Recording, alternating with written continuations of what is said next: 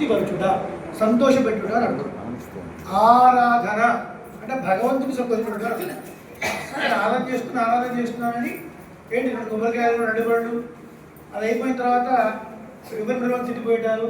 ఒకసారి ఏదో ఉత్తరం రాశారు, సరదాగా చెప్తారు, మా అక్కగారు కూడా పడలేకపోతున్నామండి, రోజు 2 గంటలు ఆమె పూజ మందిరంలో ఉంటారు, ఆ తర్వాత మాత్రం బయటకు వచ్చి ఎడమడ తిడుతుంటారు. ఏంటి దీంట్లో మార్గం ఉందా గురువు గారు అన్నారు. మీ అక్కగారు 2 గంటలు పూజ చేసుకోవడమే మార్గం, ఆ 2 గంటలు ప్రశాంతంగా ఉండాలి, చాలా సంతోషించండి, ఎక్కువ ఆలోచించండి అన్నారు. కాబట్టి దానివల్ల ఉపయోగం లేదు. అక్కగారి దృష్టిలో కోడలు పెట్టినా తప్పే లేదు కదా. కాబట్టి ఏంటంటే ఏమిటి అంటే ఆరాధన అంటే ఆయన ప్రీతి కలిగించే విధంగా చేయాలి. ఎవరి మనసు గాయపడవద్దు కదా, మనం మాట్లాడే మాటల వల్ల ఎవరి మనసు గాయపడదు. అట్లా కానీ తప్పు చేసిన మందలించకుండా ఉంటామా? మందలించాలి. అది రాముడు చెప్తాడు. రాముడు మంచి వాడు అంటారు కదా. కరుణ నేను చూసే కదా సోషల్ ఏమంటే ఒక గుహుణ్ణి ఒక వాడనుండి ఒక విభీషణ దగ్గర తీసుకున్నాడు. మరి కరదూషణాదులు ఏం చేశాడు చూస్తాడు. సరే, ఇప్పుడు చూద్దాం. నిన్నటి రోజున మనం బుధంతో నేను అర్థం చెప్తున్నాం. తర్వాత కొన్ని విశేష శ్లోకాలు, వాల్మీకి మహర్షి యొక్క ప్రార్థనా శ్లోకం ఉంది, దాని అర్థం కూడా చెప్పుకున్నాం. ఇక్కడి నుంచి కరెక్ట్గా ఒక 3 నిమిషాలు ఏమన్నా ఒక వీడియో తీయాలి. ఒక 3 నిమిషాలు తీస్తాను, వీడియో తీయాలి, కొంచెం ఎంజాయ్ చేస్తారు మీరు. ఇక చూడండి, వాల్మీకి మహర్షి ప్రార్థన ఏమిటది చెప్పండి. కూజంతం రామ రామేతి మధురం మధురాక్షరం ఆరుహ్య కవితా శాఖాం వందే వాల్మీకి కోకిలం. వాల్మీకి అనే కోకిలను నమస్కరిస్తున్నాను. ఎటువంటి కోకిలట? వేదమనే వృక్షం. వేదమనే వృక్షం పైన పొయట్రీ అనే కవితా శాఖ, దాని మీద కూర్చున్నటువంటి వాల్మీకి మహర్షి కోకిలలాగా కీర్తించారు. కోకిల ఎలా కూర్చుందండి? కుయ్యాలి రండి, చెప్పండి గట్టిగా. కోకిల ఎలా కూర్చుంది. కానీ వాల్మీకి అనే కోకిల కవిత అనే బ్రాంచ్ మీద కూర్చొని రామ రామ రామ అని కూర్చున్నాడు. మధురం మధురాక్షరం. అటువంటి వాల్మీకి అనే కోకిలకు నమస్కరిస్తున్నాడు. గంగవని శ్లోకం చూడండి కదా, అటువంటి శ్లోకం. ఇది వాల్మీకి మహర్షి ప్రార్థన. తర్వాత అది మీకు ఇంకా ఆర్డర్ తీసుకోవచ్చు, ప్రస్తుతం నాకైతే పంపించండి. మీరు ఎంత బాగా కూర్చారో చెప్తాను. ఎందుకు తెలుసా ఇచ్చింది? వాల్మీకి రామారామని కూర్చారు. మీరు సంక్షేమ రామాయణ నెలకొక్కసారి పాలన చేయలేదు. వీపులు విమానం నాకు వస్తుంది రిపోర్ట్ ఎప్పటికప్పుడు. మీరు ఏమిటో మీ ఇష్టం. పౌర్ణమి పునర్వసు ఫైన్ రాముల నక్షత్రం కదా.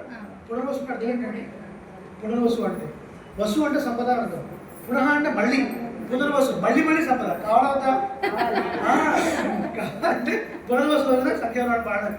ఎందుకంటే మీరు ఒక స్వామి వినిపించి మీ సమయం అంతా అక్కడ కేటాయించి 2 రోజులు విన్నారు అంటే దాన్ని మనం ఆచరణలో పెట్టుకోవాలి. వాట్ స్పీక్స్ అంటే పాడతారా?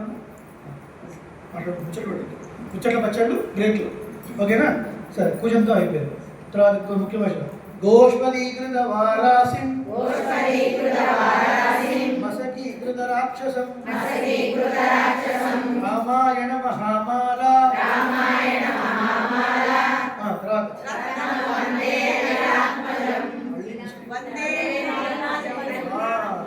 వందే నిరాత్మజం. వెళ్ళిస్తే వందే అనిలాత్మజం, కలిపినప్పుడు వందే నిరాత్మజం. దే పక్కన ఒక సింబల్ ఉంది, దాన్ని ఏమంటారు చెప్పండి? అకార ప్రశ్లేష. అకార ప్రశ్లేష ఉన్నప్పుడు ఆ ముందక్షరాన్ని కొంచెం ఎక్కువ చెప్పాలి. వందే. ఈ శ్లోకం అర్థం చూద్దాం. ఏం చెప్తారా? గోస్పదీకృత వారాసి. ఇది హనుమ యొక్క జాన శ్లోకం, హనుమంతుడు వైభవాన్ని చెప్పే శ్లోకం. బాగా వినండి. హనుమంతుడు అట సముద్రాన్ని దాటాడు. ఎన్ని యోజనాల సముద్రాన్ని? 100 యోజనాల సముద్రాలు. 100 యోజనాలు అప్రాక్సిమేట్లీ 1300 కిలోమీటర్స్. ఎట్లా దాటాడు అంటే గోష్పదీకృత వారాసి. ఆవు పాదం దాని కింద ఉన్న భాగాన్ని గిట్ట అని అంటారు. అది పాదం మోపితే చిన్న గుంట పడుతుంది. అందులో నీళ్ళున్నాయి అనుకోండి, అది దాటాలంటే కష్టపడాలి. ఏమన్నా 2 సంవత్సరాల పిల్లలు కూడా ఈజీ దాటేస్తాడు. అలా హనుమ 100 యోజనాల సముద్రాన్ని గోష్పాదం కలిగేసి దాటాడండి. గోష్పదీకృత వారాసి. తవరినే దాటాడు. ఎక్కడి నుంచి దాటాడు? ఏ ప్లేస్ నుంచి దాటాడు? మధురై పక్కన తిరుక్కురుముడి, మహేంద్రగిరి పర్వతం విన్నారా? తప్పకుండా చూడాలి. మధురై దగ్గరలో తిరుక్కురుముడి అనే ఒక దివ్యదేశం ఉంది. అక్కడ పర్వతాలు ఉంటాయి, మహేంద్రగిరి పర్వతం అంటారు. అక్కడి నుంచి ఆయన లంఘించాడు. వారధి కట్టిందేమో రామేశ్వరం నుంచి, లంఘించింది మాత్రం ఈ ప్లేస్ నుంచి. సో అక్కడ తిరుక్కురుముడి అనే దివ్యదేశం పంచనంబి క్షేత్రం. నంబి అంటే గుణపూర్ణుడు అని అర్థం. పరమాత్మకు పేరు. ఇరుంద నంబి, కిడంద నంబి, నిన్న నంబి, తిరుప్పార్కడ నంబి, మలయమేలు నంబి అంటే 5 రకాల పరమాత్మ కూర్చొని నిల్చొని పడుకొని క్షీరాబ్దనాథుడు పేరు. అద్భుతమైన సేవ సాధిస్తారు. తిరుక్కురుముడి అంటేనే the moment when you step in, ఒకసారి అడుగు పెట్టగానే ఆ వైబ్రేషన్స్ కనపడుతుంటాయి. అట్లా తిరుమలకి ఎదురుగా ధ్వజస్తంభం అనేది కొంచెం పక్కకు జరిగి ఉంటుంది. కృతయుగంలో జరిగినటువంటి హిస్టరీ. నంపాడువాన్ అనేవాడు దేవాలయానికి వచ్చే అర్హత లేదు ఆ కాలంలో, కానీ ఏకాదశి వ్రతం చేసి ప్రతి ద్వాదశి వచ్చి తిరుమల దగ్గర ఒక పాట పాడి వెళ్ళిపోయాడు దూరం నుంచే. ఈయనగా దేవాలయానికి వచ్చే ఎంట్రీ లేదు కదా, ఈయన భక్తుని చూసి పెరుమాళ్ళు ధ్వజస్తంభాన్ని జరిపించాడు. అంత గొప్ప కదా. కాబట్టి కులం కన్నా గుణం గొప్ప. ఇక్కడ ప్రేమ ఉందో చూస్తుంది పెరుమాళ్ళు, అందుకని వేరేంటి అటువంటి క్షేత్రం. అక్కడి నుంచి ఆయన నందించాడు అనమాట. అక్కడి నుంచి 100 యోజనాల సముద్రాన్ని చిన్న గోష్పదంలాగా ఈజీ దాటేసినటువంటి వాడును. అలాగే మసకి కృత రాక్షసం, దుర్మార్గులైనటువంటి లంకలో ఒక్కొక్కటి పర్వతంతో ఉంటారు. అటువంటి రాక్షసుల్ని దోమలు నలిపినట్టుగా నడిపాడు. మసకి అంటే దోమ అర్థం. సమ్మర్లో మనం యుద్ధం చేస్తున్న దోమల బ్యాట్ మస్కిటో బ్యాట్తో ఎలా అయితే మనం సంహరిస్తామో అలా రాక్షసుల్ని దోమలు నలిపినట్టుగా నడిపినటువంటి ఆంజనేయ స్వామి. తర్వాత రామాయణ మహామాల రత్నం వందే ఆత్మజం. రామాయణం అనే ఒక మాల ఉందనుకోండి, ఇది రామాయణ మాల అనుకోండి, దీని మధ్యలో వెలుగుండేటువంటి రత్నం లాంటి వాడు హనుమాన్ అంటాం.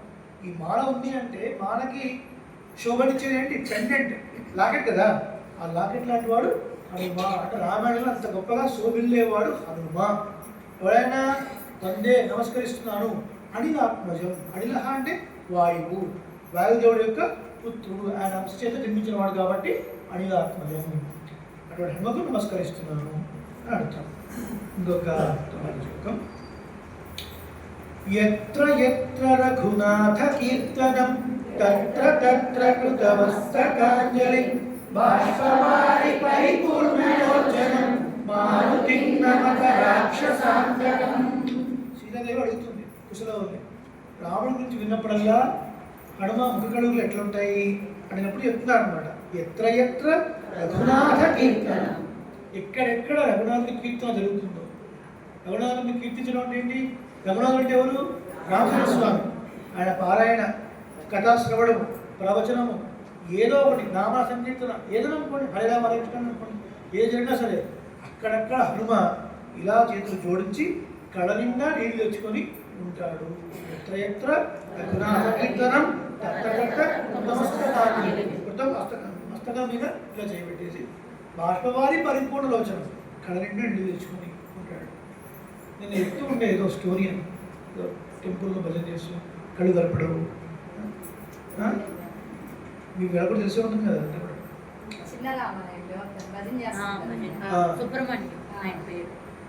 ఎక్కడెక్కడ అంటే ఆ లైఫ్ హిస్టరీ నేను చెప్పాను నాకు.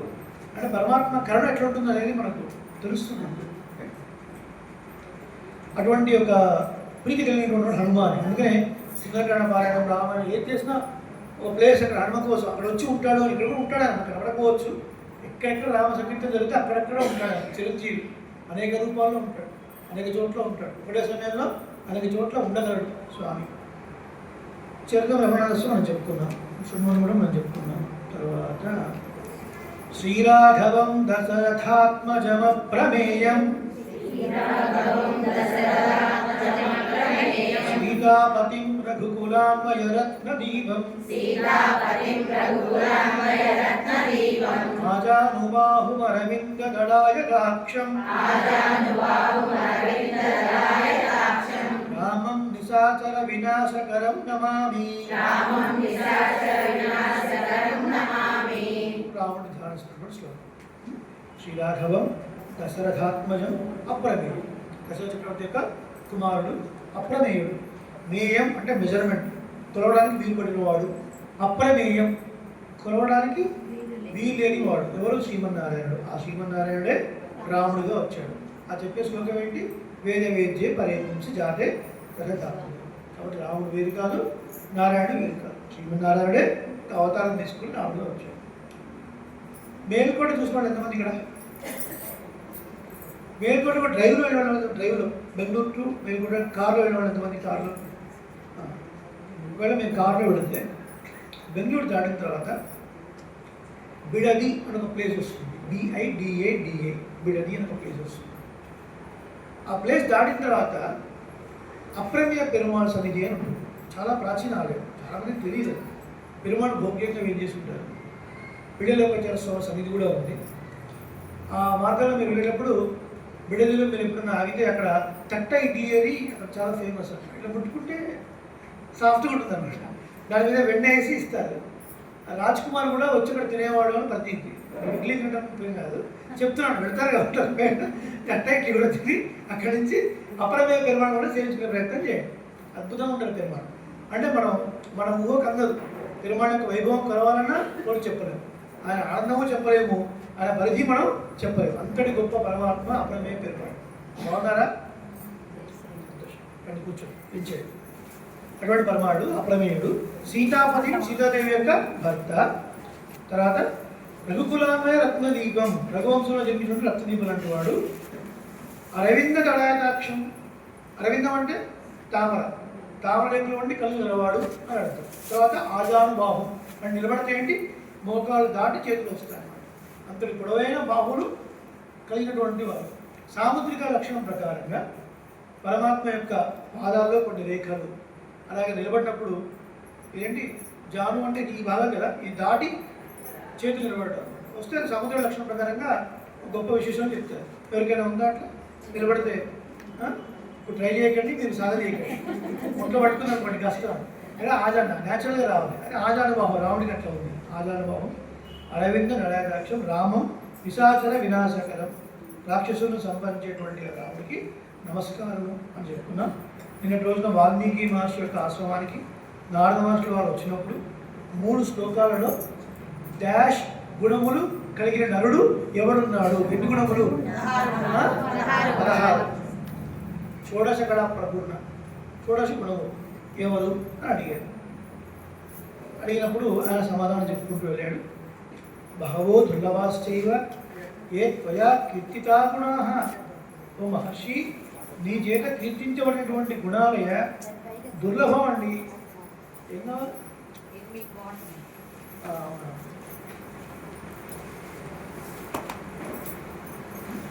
నీ చేత అలవైనటువంటి గుణములు కుదురుకోవడం కష్టమయ్యా.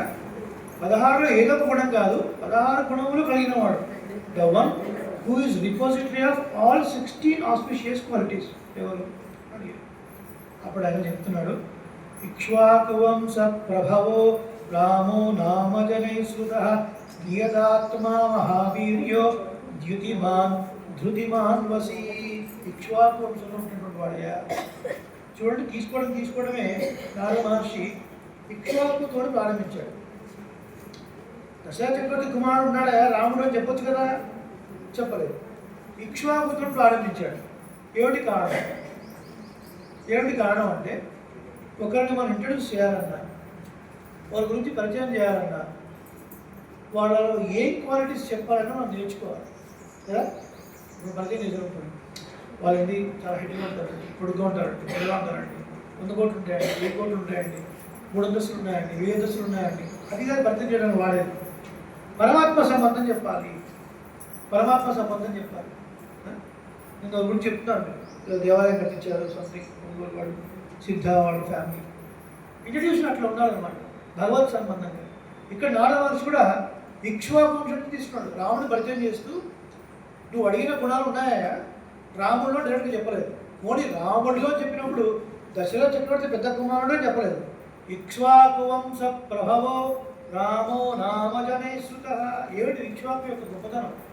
ఇక్ష్వాకు యొక్క గొప్పతనం ఏంటంటే, ముందు పెరుమాళను ఆరాధన చేయడం వరకు చతుర్ముఖ బ్రహ్మ తపస్సు చేస్తే రంగనాథుడిని శ్రీమన్నారాయణ ఇచ్చాడు బ్రహ్మని ఆరాధన చేసుకోండి అని. కాబట్టి ఇక్ష్వాకు బ్రహ్మను తపస్సు చేసిన తర్వాత ఆయన ఇది కావాలని అడిగాడు. ఆ వరంతో చతుర్ముఖ బ్రహ్మ చేత ఆరాధింపబడినటువంటి రంగనాథుడు ఇక్ష్వాకు తీసుకుని వచ్చాడు. అయోధ్యలో పెట్టి ఆయన ఆరాధన చేస్తూ వచ్చాడు. ఇక్ష్వాకు నుంచి తర్వాత వచ్చిన తరతరాలు అందరూ రంగనాథుడిని ఆరాధన చేశారు, రాముడితో సహా కదా. సంప్రదాయంలో రాముడికి పెరుమాళ్ అని పేరు. రాముడి చేత ఆరాధింపబడిన వాడు రంగనాథుడు కాబట్టి పెరియ పెరుమాళ్ అని పేరు. పెరియ అంటే పెద్ద అర్థం, పెరుమాళ్ అంటే రాముడు. అంటే రాముడు రంగనాథుడికి చేయడం ఏంటంటే ఈయన ఒకటే కదా, ఈయన ఒకటే, కొంచెం డిఫరెన్స్ ఉంది కదా. ఇది మనం తెలుసుకోవాలంటే పాంచరాత్ర శాస్త్రంలో కొన్ని విషయాలు మనకు తెలియాలి. భగవంతుడు కొలువే ఉండే స్థానాలు 5 అని చెప్తారు. చెప్పండి. పర, వ్యూహ, విభవ, అంతర్యామి, అర్చ. పర అంటే శ్రీవైకుంఠంలో ఉంటే శ్రీమన్నారాయణుడు. ఆయన దగ్గరికి దేవతలు కూడా వెళ్ళలేరు, నిత్యం ఉంటారు. అనంతుడు, గరుడు, విశ్వసేనుడు వీళ్ళందరూ. మనలాంటి వాళ్ళు శరణాగతి చేస్తే పరమాత్మ అనుగ్రహిస్తే ముక్తి పొంది పెడతారు. అలాంటి వాళ్ళు ఉంటారు. కొద్దిగా కిందికి వచ్చాడు బాలకడ క్షీరాబ్దినాథుడు అంటారు కదా, అక్కడికి దేవతలకు ఎంట్రీ ఉంది. ఆ క్షీరాబ్దినాథ్ తర్వాత విభవతారు. ఆయా యుగంలో పరమాత్మ వైభవాన్ని చెప్పడానికి వచ్చేటువంటి మత్స్య, కూర్మ, వరాహ, నరసింహ, రామ, కృష్ణాది అవతారాలు, వాటి విభవములు అని అంటారు. అంతర్యామి, అందరిలో పరమాత్మ అంతర్యామిగా ఉంటాడు కదా. తందనానా భళ తందనానా తందనాన నిందార రాజు నిద్రించు నిద్రయుగడే అందరే భట్టు నిద్రనదియులుగడే చెప్తూ అందరికి శ్రీహరే, అందరికి శ్రీహరే, అందరికి శ్రీహరే అంతరాత్మ. అందరికీ అంటే దేవతలకు కూడా శ్రీహరే అంతరాత్మ. దేవతలు నేరుగా వారికి ఇచ్చే కెపాసిటీ లేదు, ఈ దగ్గరికి పుచ్చుకొని ఇవ్వాల్సింది. దేవతలందరూ కూడా మిగతా వాళ్ళందరూ శ్రీమన్నారాయణ నుంచి పుచ్చుకొని ఇవ్వాల్సిందే. బాత్రూంలోకి వెళ్ళాం, ట్యాప్ ఆన్ చేసాం, ఆహా వాటర్ వస్తుంది. ఎక్కడి నుంచి వస్తుంది? ట్యాంక్లో ఉంటే వస్తుంది. ట్యాంక్లో వాటర్ ఉంటే వస్తుంది, లేకపోతే ట్యాప్ తిప్పితే వస్తాయా వాటరు? ఎట్లా చెప్తున్నారు? ప్రమాణ విధంగా ఉందా మీరు కదా ఉంది. శ్రీకృష్ణ పరమాత్మ జనన వృత్తాంతం భాగవతంలో చెప్పబడింది. వసుదేవుడు, దేవకి కారాగారంలో ఉన్నారు, జైల్లో ఉన్నారు. అర్ధరాత్రి పూట, అష్టమి తిథి, డాష్ నక్షత్రం, ఫిల్ ద బ్లాంక్స్, రోహిణి నక్షత్రం. ఆ రోహిణి నక్షత్రం పరమాత్మ అర్ధరాత్రి ఆవిర్భవించారు. దాన్ని చెప్తున్నారు స్వామి. తమద్భుతం బాలకమంబుజేక్షణం చతుర్భుజం శంఖగదాయుధాయుధం శ్రీవత్సలక్ష్మం గళశోభికౌస్తుభం పీతాంబరం సాంద్రపయోద సౌభగం మహార్హవైడూర్య కిరీట కుండల తుషాపరిష్వక్త సహస్రకుంతళం ఉద్ధామ కాంచంగ్యద కంకణాదిభిర్విరోచమానం వసుదేవ ఐక్షత. వసుదేవుడు చూచెను అర్ధరాత్రి కూడా తమ్ అద్భుతం, ఆ అద్భుతమైన బాలకుడిని చూశాడు. ఎట్లా అన్నాడు ఆయన? శంకు చక్రాలు ధరించి, చతుర్భుజాలు ధరించి, పీతాంబరం ధరించి, ఫుల్ ప్యాకేజ్తో పుట్టేశాడు పరమాత్మ కదా. Full package. వాళ్ళ వరం ఉంది, నువ్వు నాకు కుమారుడుగా పుట్టాలి అని. సరే మన భాగవతం కాదు కాబట్టి ముఖ్యమైన విషయం ఏంటంటే అద్భుతమైన బాలకుడు అని చెప్పారు. ఎవరైనా పుడతారా అట్లా? అసలు శంకు రెడీమేడ్ శంకు చక్రాలతో అసలు డైపర్తో పుడతారా? పొరపాటు డైపర్తో పుట్టాడు అనుకుంటున్నా. భయపడి మారిపోతారు, అమ్మ వీడు కూడా దయ పిలవాడేమో అని అందరూ సామాన్యంగా డైపర్తో కూడా పుట్టారు. అలాంటి ఆయన అన్ని ధరించి పుట్టాడు. వాళ్ళు ఏం కోరుకున్నారంటే పరమాత్మ నువ్వు కుమారుడుగా కావాలి. కుమారుడు ఇక్కడ శ్రీవత్సం, ఇక్కడ లక్ష్మి, ఇక్కడ నుంచి నాభికమలం, అక్కడ బ్రహ్మ. కుమారుడు, కోడలు, మనవడు, ఫుల్ ప్యాకేజ్. ఫుల్ ప్యాకేజ్ వచ్చాడు. చతుర్భుజం శంఖ గదాయుధాయుధం. చతుర్భుజం, చతుర్భుజం అంటే 4 భుజాలు కలిగిన వాడు సామాన్యమైన అర్థం. ఇక్కడ వ్యాఖ్యానం ఏంటంటే చతుర్భుజి లోకపాలై, లోకాన్ని పాలించే వాళ్ళందరూ కూడా వాళ్ళందరూ పరమాత్మ సేవించడానికి. ఒక పిఎం వస్తున్నారంటే లోకల్ కార్పొరేటర్, ఎమ్మెల్యే, ఎంపీ అందరూ వెళ్ళి స్వాగతం మనకి ప్రోటోకాల్ ఉంటుంది కదా, అట్లా వాళ్ళందరూ వచ్చి కృష్ణ పరమాత్మను సేవిస్తూ అయ్యా నువ్వు ఏదైనా పట్టుకుని వెళ్తాము వెళ్తున్నాను అంటే వాళ్ళందరూ కూడా పరమాత్మ దగ్గర నుంచి పుచ్చుకొని ఇచ్చేవాళ్ళే. అటువంటి పరమాత్మ అక్కడ మన భాగవతంలో మనకు అది కనబడుతుంది. ఎక్కడున్నాం మనం? చేసుకోక దగ్గర ఇక్ష్వాకు వంశం కాబట్టి ఎలా పరిష్కరించుకొని చెప్పాడు అంటే అగో అటువంటి రంగనాథుడు. ఇప్పుడు అంతర్యామి అయిపోయింది. 4వది 5వది ఏంటండి? అర్చ. అర్చ అంటే ప్రతిమ, ఫోటో, విగ్రహం అని అర్థం. ఇలా భగవంతుడు 5 స్థానాల్లో కొలువై ఉంటాడు. ఇప్పుడు చెప్పండి, రామావతారం కృష్ణావతారం దేనికి కిందకి వస్తుంది? విభవానికి కిందకి వస్తుంది. త్రివేంద్ర వెంకటేశ్వర స్వామి అర్చావతారం, రంగనాథుడు అర్చావతారం, శ్రీరాముడు విభవావతారం. కాబట్టి అర్చావతారంలో ఉన్నటువంటి రంగనాథుడికి విభవావతారంలో ఉన్నటువంటి రాముడు ఆరాధన చేశాడు కదా, అది ప్రాణార్థం చేసుకోవాలి. సో శ్రీరాముడే స్వయంగా ఆరాధన చేసిన పెరుమాళ్ళు రంగనాథుడు. చూడండి, కొంతమందికి వాళ్ళ భార్యలు ఎంత మంచి వంట చేసినా ఏదో వంకలు పెడుతుంటారు కదా, ఉప్పు తక్కువైంది అదే వాళ్ళు నచ్చదు, వాళ్ళే వంట చేసుకుంటారు కొంతమంది కదా. వాళ్ళే నువ్వు వెళ్ళిపో నేను చేసుకుంటాను. నేను బెంగళూరులో ఉన్నప్పుడు మా రూమ్మేట్ అవుతున్నాడు ఆంజనేయుడు. నాకు వంట అసలు రాదు, బ్యాచిలర్గా ఉన్నాను కానీ ఏదో రైస్ పెట్టడం మాత్రం వచ్చు అంతే. పెరుగు అది కూడా తయారు చేయడం రాదు, ప్యాకెట్ పాటు పెట్టుకున్నాను. సో అతను వంట చేశాడు. ఒక్కసారి నేను బెండకాయ కూర చేశాను.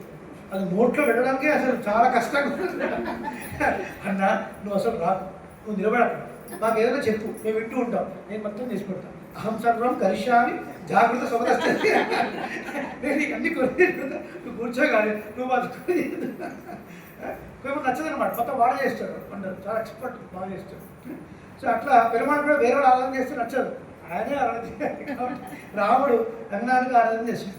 తర్వాత అదేంటి ఇక్ష్వాకు వంశం అంటే అటువంటి భగవత్ సంబంధం. అసలు విషయం ఏంటి అంటే భగవత్ సంబంధంతోనే మనం ఒకళ్ళ పరిచయం మొదలు పెట్టాలి. పలానా వాళ్ళు పలానా చోట్ల ఇంటికి వెళ్ళాలి అనేదానికి అది సంబంధం ఇంపార్టెంట్. మిగతా అన్ని నశించిపోయే సంపద ఏమన్నారు పెద్ద. తర్వాత ఆ గుణాలు అని అడిగిన గుణాలు మొత్తం చెప్పుకుంటూ వచ్చాడండి. చెప్పుకుంటూ వచ్చి అంటున్నాడు, రాముడి యొక్క అందాన్ని వర్ణిస్తున్నాడండి 11వ శ్లోకంలో. సమస్సమ విభక్తాంగ 11వ శ్లోకం. స్నిగ్ధవర్ణ ప్రతాపవాన్ పీనవక్షా విశాలాక్షో లక్ష్మీవాన్ శుభలక్షణః. చెప్తున్నాడు, రాముడిని వర్ణిస్తున్నాడు. ఈయన ప్రశ్న అడిగాడు కదా, 16 గుణములు గల వాళ్ళు ఎవడో ఉన్నారు. ఆయన అయిన గుణాలు కాకుండా ఇంకా కొన్ని చెప్తున్నాడు. ఎవరు? నారద మహర్షి. ఎవరికి? రాముడిని వివరిస్తున్నాడు. ఆజానుబాహుడు అంటే 96 అంగుళం, 8 ఇంటూ 12 8 ఫీట్ హైట్ ఆయన రాముడు. అందులో గొప్పవాడు. సమస్సమ విభక్తాంగ, సిమెట్రికల్ అంటారు లాంగ్వేజ్లో. సిమెట్రికల్ అంటే ఒక యాపిల్ ఉందండి, కట్ చేశారు లైక్ టు లైక్. ఈ హాఫ్ ఎట్లా ఉందో ఆ హాఫ్ అట్లా ఉంది. అలా ఉండవలసిన అవయవాలు ఎక్కడెక్కడ ఎలా ఉండాలో అక్కడ పర్ఫెక్ట్గా ఉంది. పిక్చర్ పర్ఫెక్ట్ అనమాట. అలా అనుకుంటున్నాడు రాముడు. అందగాడు అంటే రాముడే. అందుకనే ఈ విష్ణునామంలో రామో విరామో, గొప్ప అందాన్ని చూడాలి, గొప్ప అందాన్ని చూడాలన్న వాడు రాముడిని చూసి విరామం పొందుతాడు అని అర్థం. ఇక అంతకన్నా గొప్ప అందగాడు దొరకడు అనమాట. అంతటి గొప్ప అందగాడు అర్థం. అటువంటి సమస్య విభక్తాంగ. తర్వాత స్నిగ్ధవర్ణ ప్రతాపవాన్ అంటే నిగనిగలాడే కాంతి, ఎప్పుడు చూసినా ఒక రకమైన కాంతి అన్నమాట శరీరంలో. అటువంటి శరీర కాంతి కలవాడు. ఇప్పుడు మనం కొంచెం మేకప్ అది చేసుకుంటే బాగా కనపడతాం. అదే మనం పొద్దున పడుకొని 4:30కి ఎవరైనా పిలిచి మన రూమ్కి సెల్ఫీ తీయమని చెప్పిన ఫోటో మనకన్నా ఇక ఇక్కడంతా చదువు కాకుండా చుట్టాంతా ఎక్కడ పోయి అదంతా వచ్చేసి కదా మనమే భయభ్రాంతకు గురైపోతాం కదా. అట్లా కాదు, రాముడు ఎప్పుడు చూసినా ఏ టైంలో చూసినా సరే, పడుకున్నా సరే, ఎట్లా ఉన్నా సరే ఒక శరీర కాంతి, ఫలపడమైన కాంతి, అందమైన స్వరూపం. దానికి స్నిగ్ధవర్ణము అని పేరు. సీతలో చెప్తూ సీతాదేవి కాకాసుల వృత్తాంతంలో సుఖదత్త పరంతప, హాయిగా నిద్రపోతున్నాడు. నిద్రపోతున్నా కూడా శత్రువులు చూసి భయపడేంత ఒక విగ్రహం అనమాట. ఇప్పుడు సింహము గుహలో పడుకుందండి.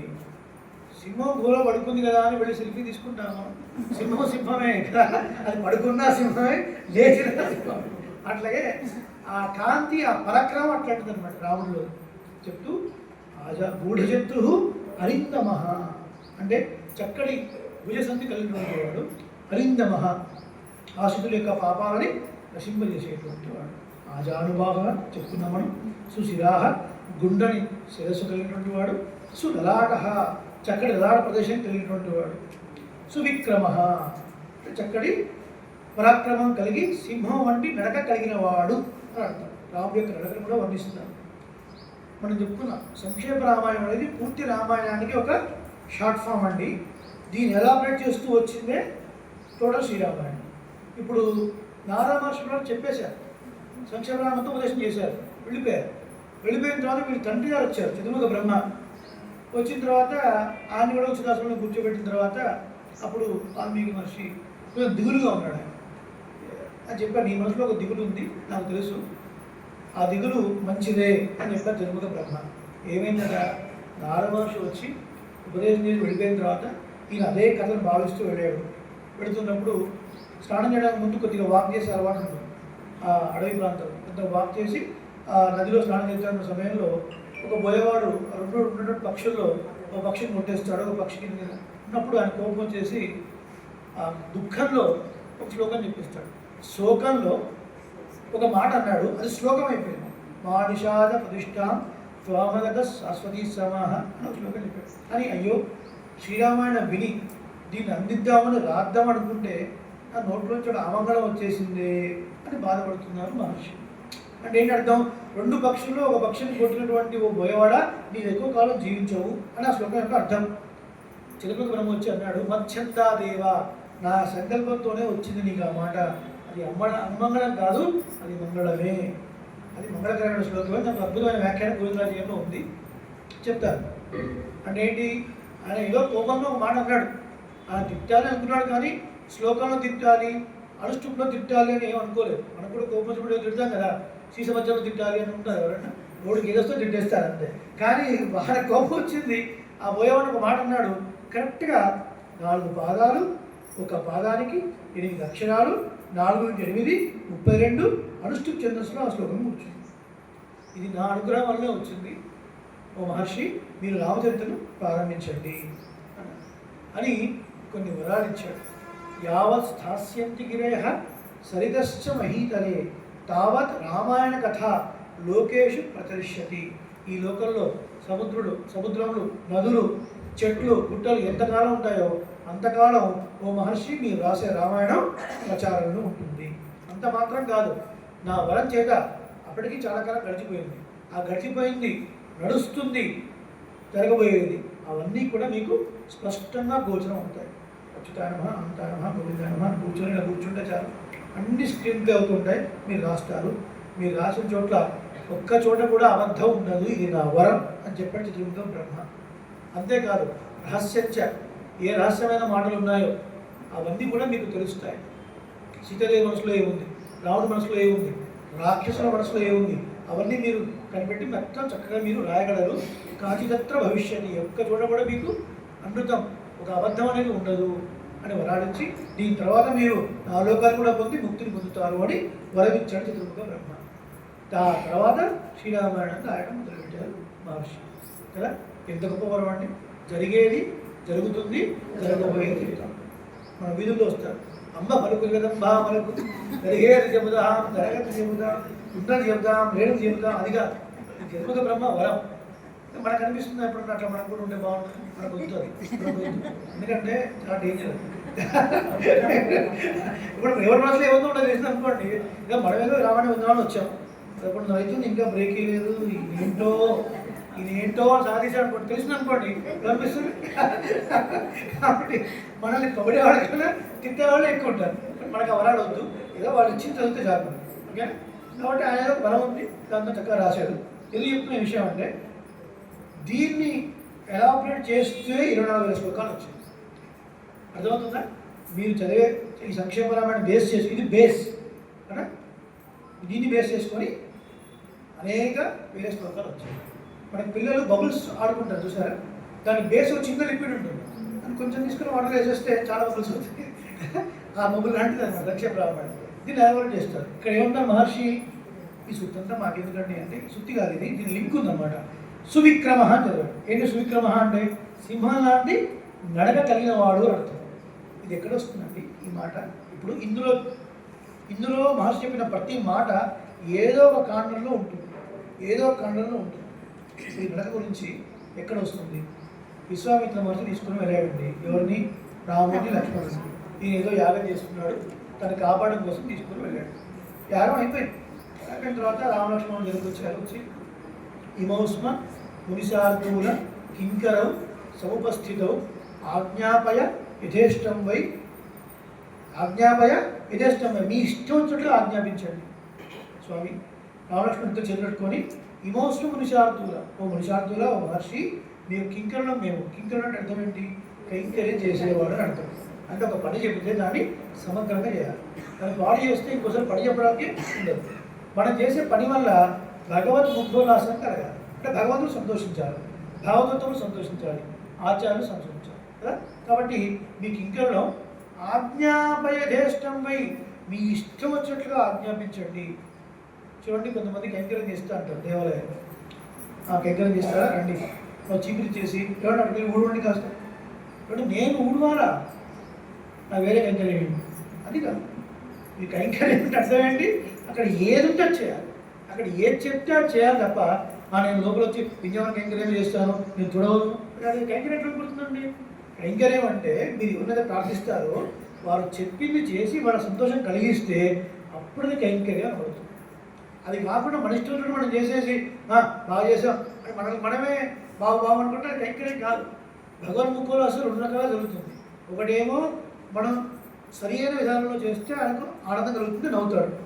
మన ఇష్టం చేసినప్పుడు కూడా నవ్వుతాడు ఆయన. ఎగ్జాంపుల్, పరమానంద శిష్యులు ఉన్నారు. పరమానంద ఇంట్లో వాళ్ళ కూతురు వివాహం ఫిక్స్ అయిపోయింది.